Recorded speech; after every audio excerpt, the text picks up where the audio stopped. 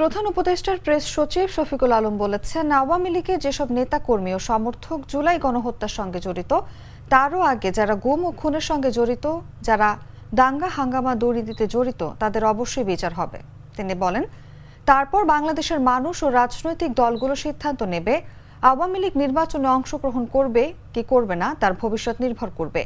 মঙ্গলবার রাজধানীর বেইলি রোডের ফরেন সার্ভিস একাডেমিতে আয়োজিত এক প্রেস ব্রিফিংয়ে আওয়ামী লীগের নেতাকর্মীরা আগামী নির্বাচনে অংশগ্রহণ করতে পারবে কিনা এমন প্রশ্নের জবাবে তিনি কথা বলেন। ইউএন রিপোর্টের পরে এবং কিছু কিছু হিউম্যান রাইটস গ্রুপের রিপোর্টের পরে প্রচুর প্রেশার তৈরি হচ্ছে এবং এই প্রেশারের একটা আপনারা ইন্ডিকেশন দেখেছেন যে একটা ইন্ডিয়া টুডে একটা সার্ভে করেছে, সেখানে দেখা যাচ্ছে যে 55% চান যে তাকে বাংলাদেশে ফেরত পাঠাতে, আবার সার্টেন পার্সেন্টেজ চাচ্ছেন যে তাকে অন্য দেশে দিতে, মানে মাত্র 16 না 17% চাচ্ছেন যে সেই ইন্ডিয়াতে থাকুক। এখন তার যে ইমেজ, তার যে উনি যে 15-16 বছরে কি ব্রুটাল একটা ডিকটেটরশিপ চালিয়েছেন, এটা কিন্তু পুরো স্পষ্টভাবে এসছে সেই 127 পাতার যে ইউএনের যে রিপোর্টটায়। আমার মনে হয় ইউএন রিপোর্টের পরে প্রেশারটা আরও হবে। আমরা তো আমাদের মতো এক্সট্রাডিশন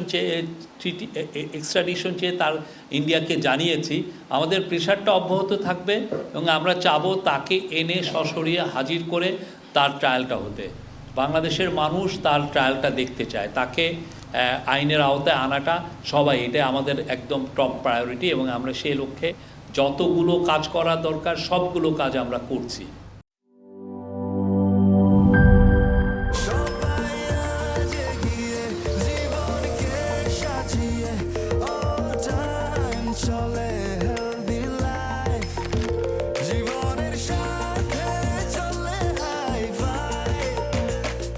চলার পথে স্বাস্থ্যকর all time honeycomb, all time healthy life.